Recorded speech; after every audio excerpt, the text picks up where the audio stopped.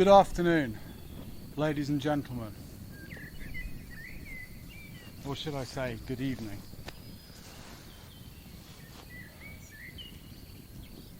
Today, I want to talk to you. Oh, it's a honker. Today, I want to talk to you about last year. In case any of you slept and missed it, our world changed. Completely changed.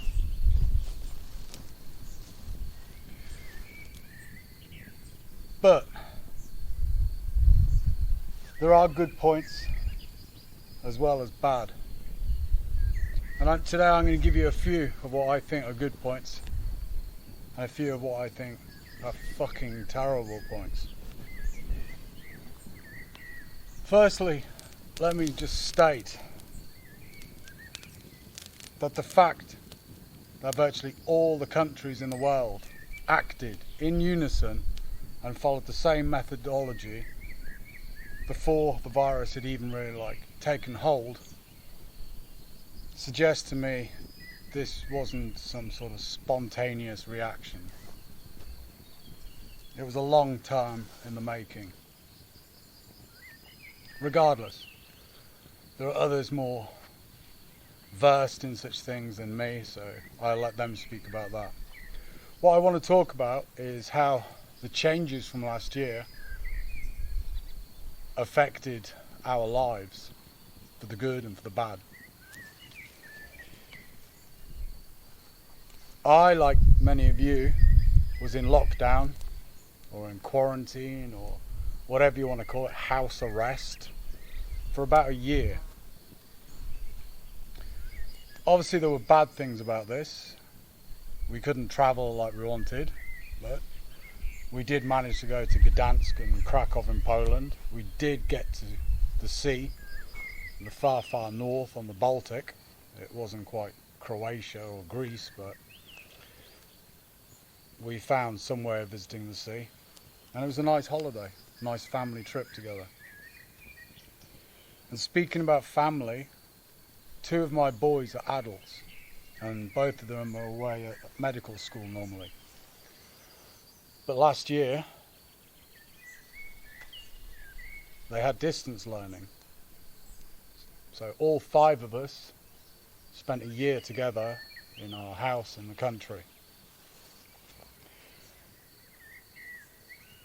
And it went fairly well. I know, for me, it was really, really important to spend that time with them because they're adults. At some point in the near future, they're going to go off and do their own thing. But I got to spend another year with them. Maybe that's selfish, but and I think they enjoyed being at home.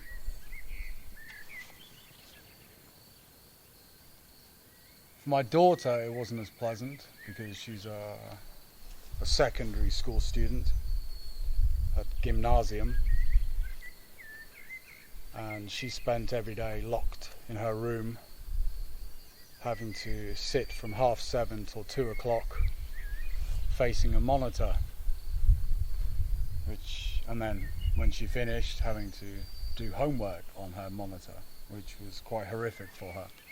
No socialisation, no meeting people, apart from us.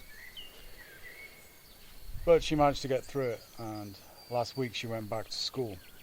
She has to wear a mask, a PPPF2 dust mask. I've no idea why, but she at least gets to have some human interaction.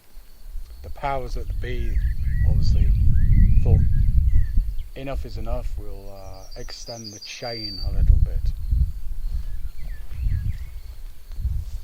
Another positive thing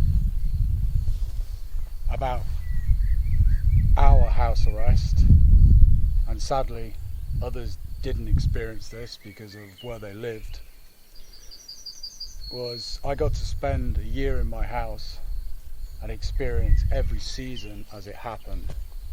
like really experience it.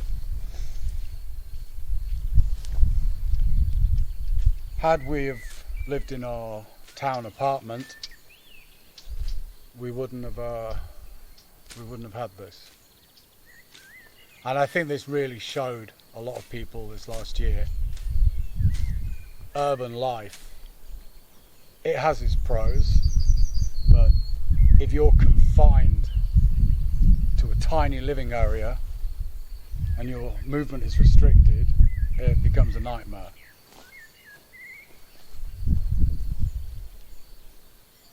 One thing I did learn was about mortality, or questioning one's mortality. For various reasons, obviously my family and I, we had COVID over Christmas. We survived. But it really, this whole year has really made health a major issue, the value of health. If you're not healthy, many things which you think about normally sort of go out the window and you just fixate on your health. Imagine having a really chronic toothache, really, really bad. You don't give a toss what clothes you're wearing, what car you're driving. All you care about is stopping the pain. And health issues are like this.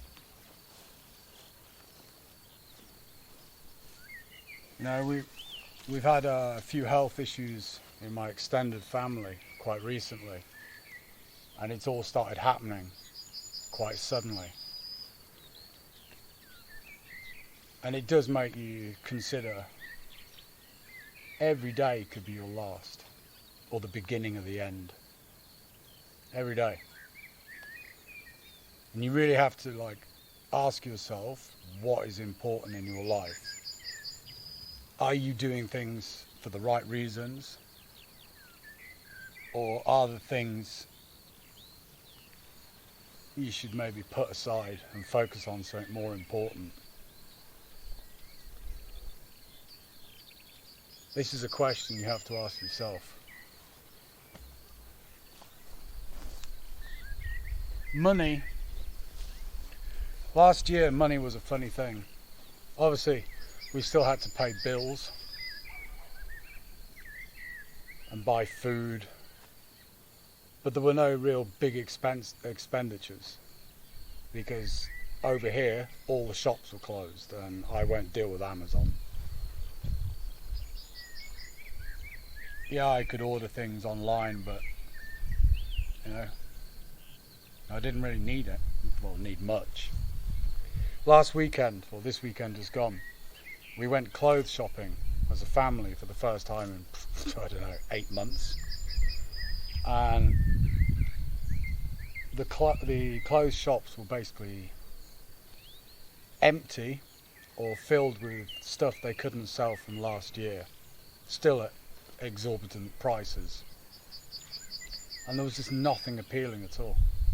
It was like there was no need for it.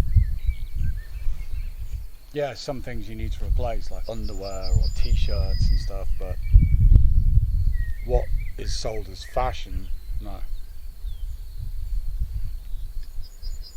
Money became a very strange thing.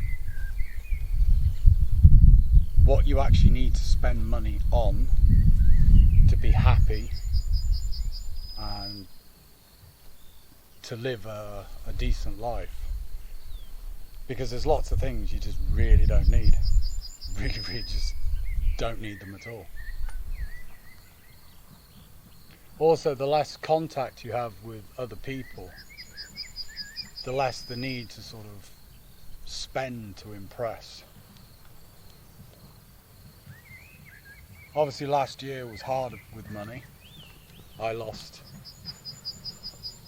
maybe 2/3 of my income last year because I wasn't allowed to do a lot of what I do. I do multiple jobs, or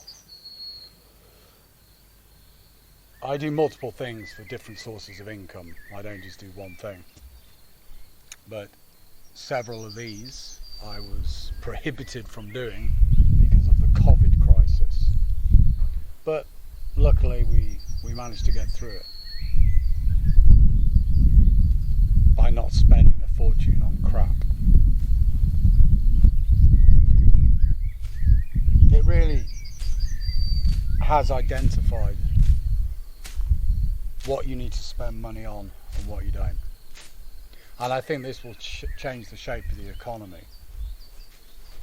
I really do. One thing this last year has shown me is there are a few people on this planet who made an absolute fortune from it. A ridiculous, the biggest amount in history from our crisis. Bear that in mind. A handful of people became unfeasibly rich because of our crisis. I'm not saying they were the cause of the crisis. That's for others to say. But they were definitely profiteers. And it was almost like they knew what was coming. They preempted it and profited from the preemption. Another thing I learned is it is possible to have propaganda 24 hours a day.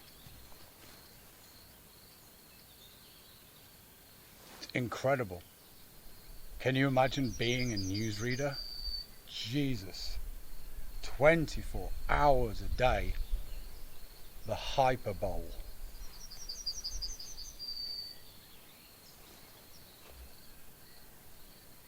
We've been played.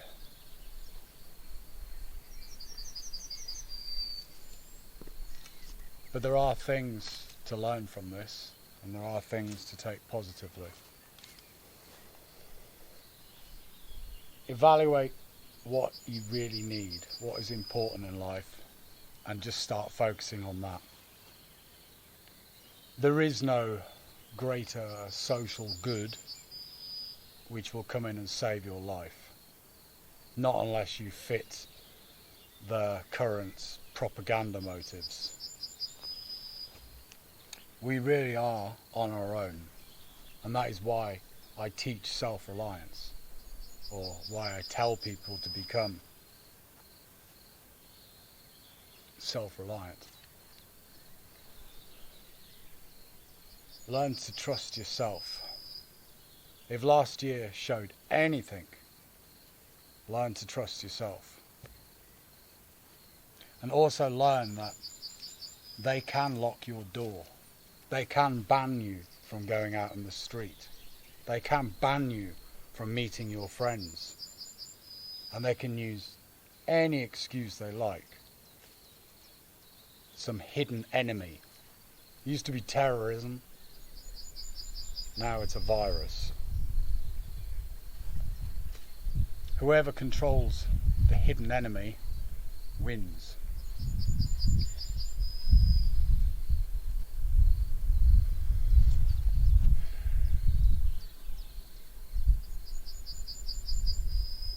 I'm interested to see what 2021 will bring, and I'm interested to see what our future will bring, and the future of our children. I really am.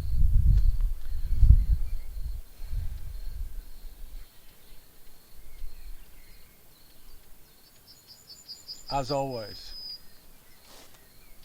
be free.